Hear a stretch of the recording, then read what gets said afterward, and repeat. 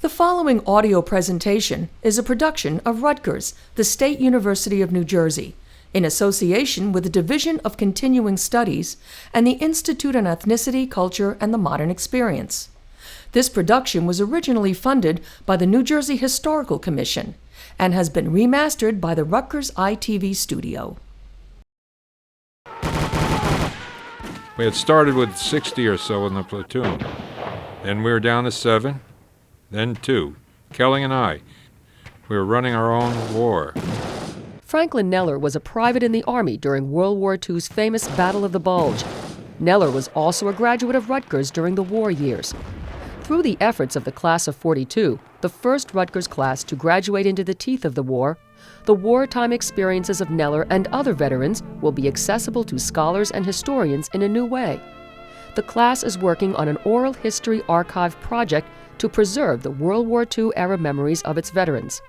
According to class president Tom Kindry, this project gives them a shot at immortality. We all had experiences that were unique to us in World War II, and we've told them to our families and our children. But here's an opportunity for us to tell them to the entire world.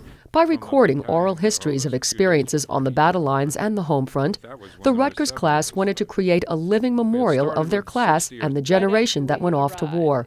The collection will be permanently stored on audio tape and transcripts in the university library, and eventually will be available to scholars worldwide through the internet. Ralph Schmidt is chairman of the class fundraising committee. I particularly like the format that this is taking, rather than a statue or a monument of some kind, because people will tell their stories in their own words and with their own emotions, which you can never put into a statue. Words often do leave an important legacy, especially if it's as close to the source as possible. Kurt Peeler is a research associate in Rutgers History Department and oversees the project. I think one thing that this project will show is that it'll tell the story of a generation, the generation that went off to war, having having faced the Depression, they served very valiantly and very heroically. But it'll also tell the story of how New Jersey became a modern state. This was the generation that created the New Jersey that we know. Tom Kindry was an Army first lieutenant in Italy during the Americans' liberation of Rome in 1944. The time when we were reconnoitering an area very close to Monte Cassino in Italy, we were in the middle of a field, and I remember there was one remaining stone wall of a ruined farmhouse. And I just happened to step to the left of that stone wall. At the very instant I did that, a German 88 shell went off on the right side of the wall. So had I gone in the other direction, I wouldn't be here talking to you. Frank Nellore recalls one incident from the Battle of the Bulge.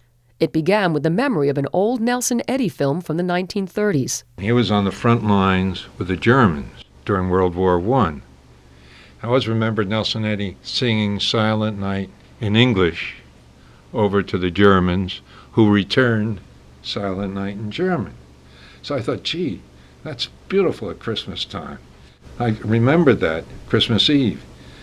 So I got up and crossed the lines and sang Silent Night. My voice isn't that good.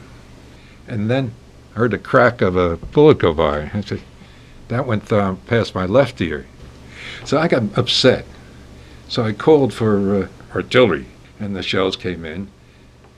And what happened was they set the Germans on fire. It was, I think it was napalm or phosphorus.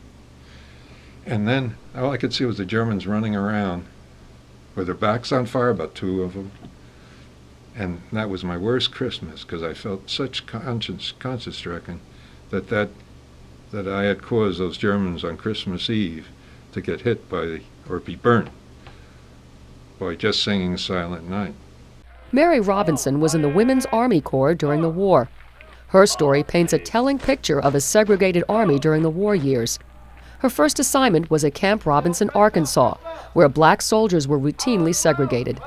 The company was called together right after we arrived at Camp Robinson and told that in order to be sure that we could come to church without fear of being in an unsegregated place, they would put a segregated chapel at our disposal.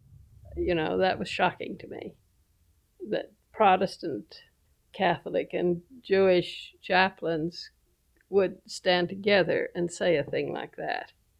My Quaker background rolled up before me, and I thought, well, gee, I can't take this, and I walked out.